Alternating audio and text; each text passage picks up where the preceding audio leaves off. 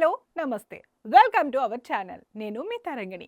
మరి ఇవాల్టి movie updates ఏంటో ఇప్పుడు చూద్దాం.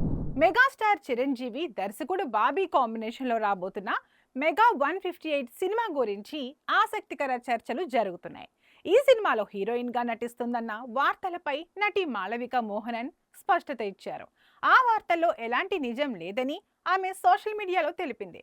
చిరంజీవి గారితో ఒక రోజు స్క్రీన్ పంచుకోవడం నా కలే, కానీ ప్రస్తుతం నేను ఆ ప్రాజెక్టులో లేను అని మాళవిక తెలిపారు.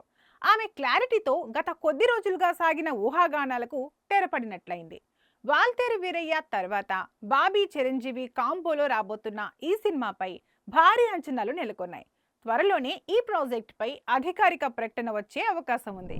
కాంతార 800 కోట్లకు పైగా వసూళ్లు సాధించిన కన్నడ చిత్రం.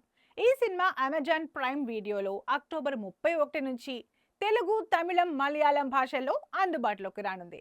మరోవైపు దుల్కర్ సల్మాన్ నిర్మించిన లోక చాప్టర్ 1 చంద్ర మలయాళ బ్లాక్ బస్టర్ గా 300 కోట్ల వసూళ్లు సాధించింది.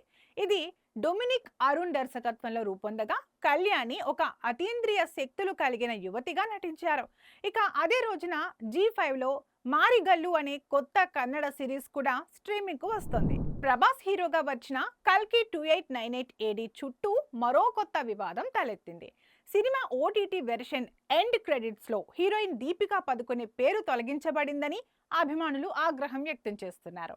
నెట్ఫ్లిక్స్ ప్రైమ్ వీడియోలో స్ట్రీమింగ్ అవుతున్న ఈ సినిమా చివర్లో దీపిక పేరు కనిపించకపోవడం పెద్ద చర్చగా మారింది. ఫ్యాన్స్ దీన్ని వృత్తి ధర్మానికి విరుద్ధమని విమర్శిస్తున్నారు. ఇదే సమయంలో కొన్ని మీడియా సంస్థలు చేసిన తాజా తనిఖీలో ప్రస్తుతం ఎండ్ క్రెడిట్స్ లో ఆమె పేరు మళ్లీ కనిపిస్తోందని తెలిసింది. మొదట సాంకేతిక లోపమా లేక విమర్శల తర్వాత సరిదిద్దారా అనే సందేహం మాత్రం కొనసాగుతోంది.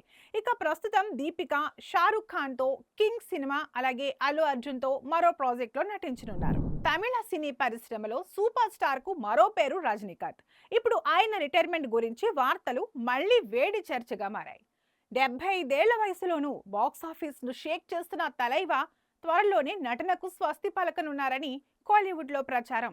ప్రస్తుతం ఆయన జైలర్ 2 షూటింగ్ లో బిజీగా ఉన్నారు. ఆ తర్వాత సుందర్ సి, కమల్ హాసన్లతో భారీ మల్టీ స్టారర్ లో నటించనున్నారని సమాచారం.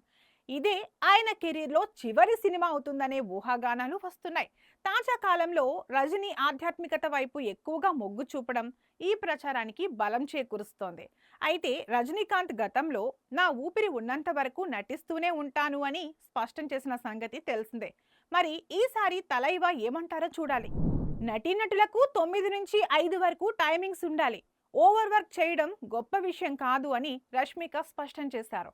రాహుల్ రవీంద్రన్ దర్శకత్వంలో తెరకెక్కిన ఈ సినిమా నవంబర్ 7న రిలీజ్ కానుంది.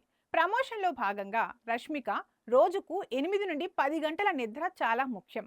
నా కుటుంబంతో సమయం గడపాలని, భవిష్యత్తులో పిల్లలకు మంచి జీవితాన్ని ఇవ్వాలని కోరుకుంటున్నాను అన్నారు. భవిష్యత్తుపై ఇంత ప్రణాళికతో మాట్లాడిన రష్మికను అభిమానులు ప్రశంసలతో ముంచెత్తుతున్నారు. ఇవండి వాటి మూవీ అప్డేట్స్. మరిన్ని అప్డేట్స్తో మళ్ళీ కలుద్దాం. మీరు ఇంకా మా ఛానల్ను సబ్స్క్రైబ్ చేసుకోలేదా? అయితే వెంటనే సబ్స్క్రైబ్ చేసుకోండి. మేము వీడియోస్ అప్లోడ్ చేసిన వెంటనే మీకు నోటిఫికేషన్ రావాలి అంటే బెల్ ఐకాన్ని క్లిక్ చేయడం మర్చిపోకండి.